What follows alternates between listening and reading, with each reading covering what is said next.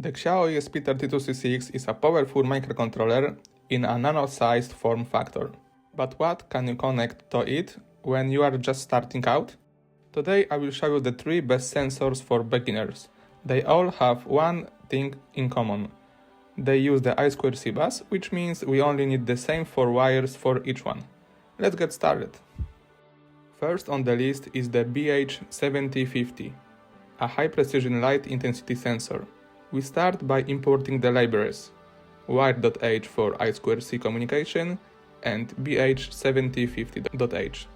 We need to define the SDA and SCL pins. On the XIAO, these are pins D4 and D5. In the setup section, we initialize the sensor, and in the loop, we read the value in lux. I've also added a simple interpretation. Depending on the result, the serial monitor will show the status dark, indoor lightning, or very bright. Watch how it reacts. When I cover it with my hand, we get dark. In normal room light, we have a stable indoor reading, and when I shine my phone's flashlight on it, the value instantly jumps into the thousands.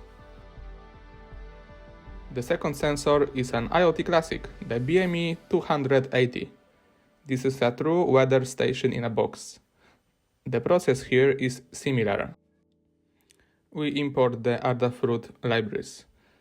The key is providing the correct I2C address. Once the sensor is initialized, we can read 4 different parameters: temperature, humidity, atmospheric pressure, and interestingly, an approximate altitude estimated based on the pressure.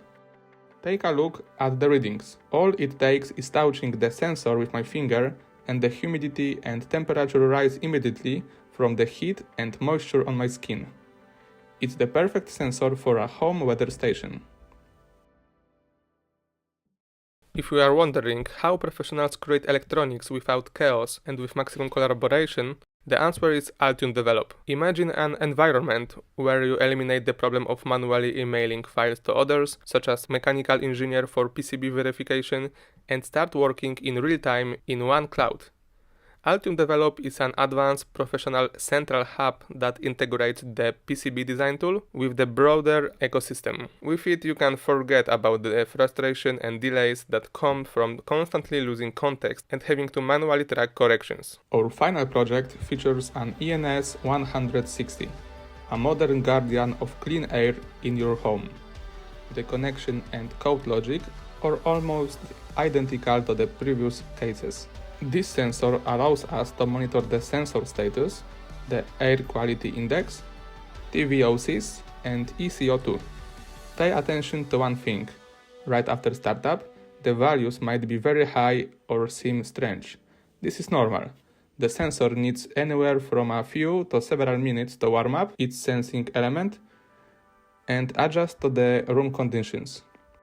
Only after this warm-up period do the readings become reliable.